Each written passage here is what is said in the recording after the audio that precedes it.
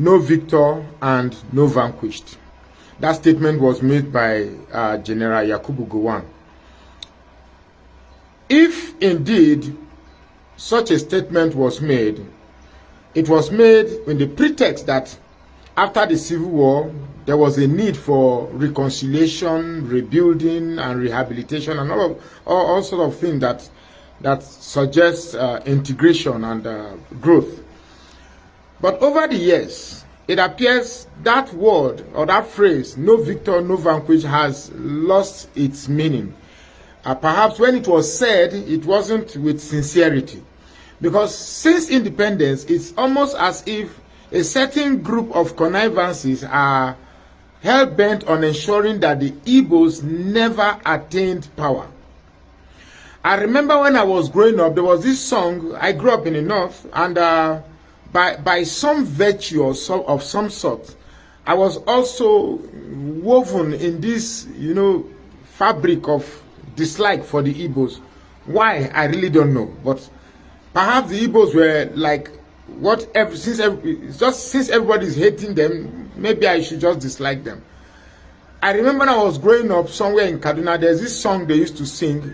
Oh, oh, oh, Yamri Yamutu Yakari. That means, oh, oh, oh, all the Igbos have died and they've gone.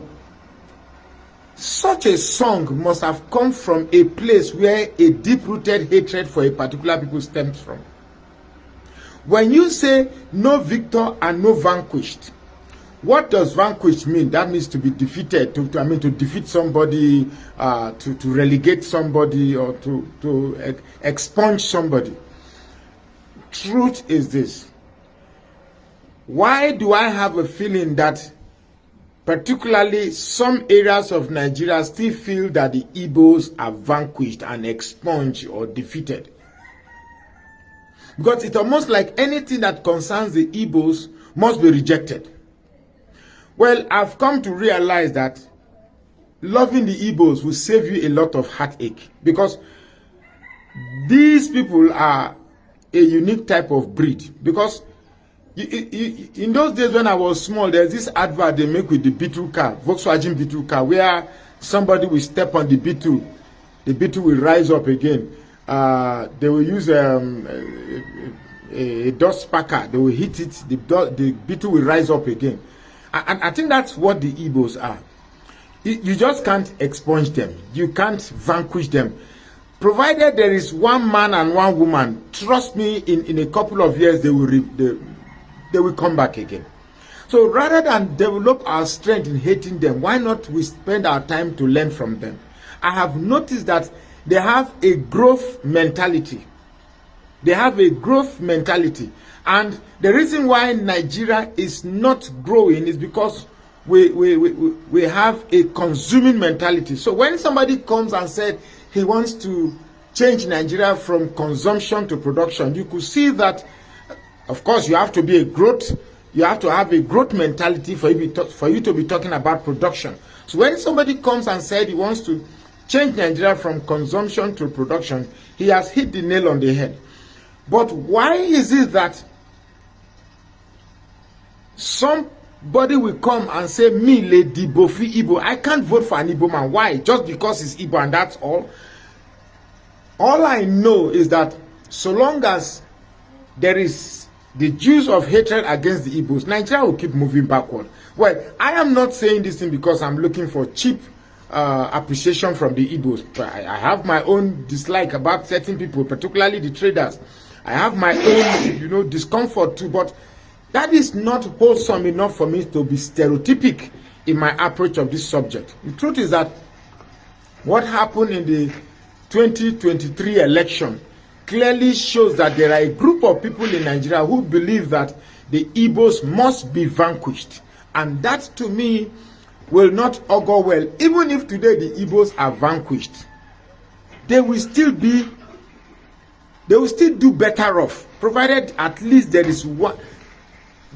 Buy all of them, but just leave one man and one woman. I tell you that because of the growth mentality they have, they will definitely rise up again.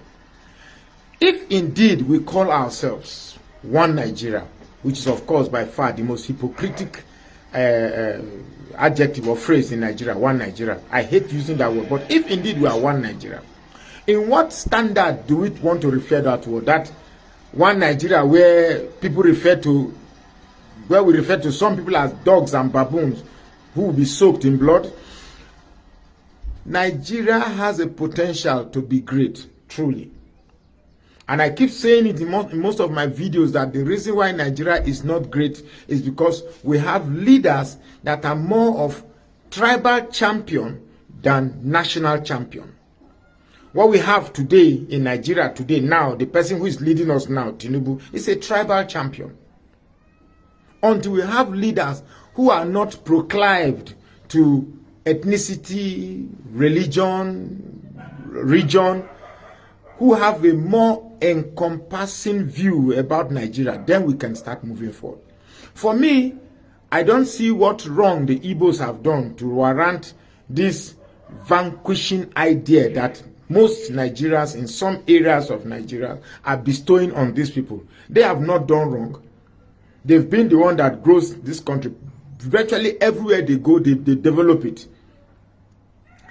In just today, you will go to places, they will break old houses and erect fantastic structures there. So it's not their fault that they have this growth mentality. It's not their fault that they are business oriented. It's not their fault that they want to do things that are better done. The Igbos, I've seen them, they are the ones that want to invent, they are the ones that want to invent aeroplanes, they are the ones that want to invent new drugs, they are the ones that want to do, they're the ones that want to grow. So if we say we don't want them because we choose not to grow, then I don't think this country is going anywhere. Trust me.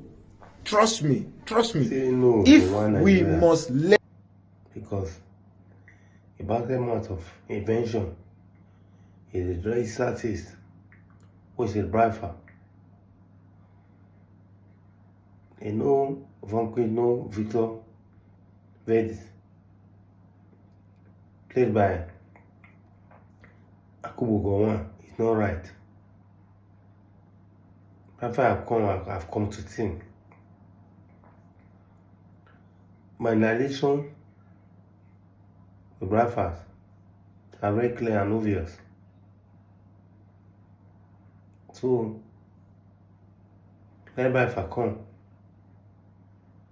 He work, if he don't work, so be it.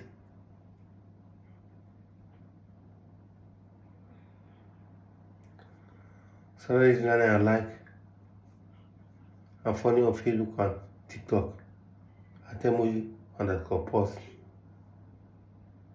Thank you, God bless.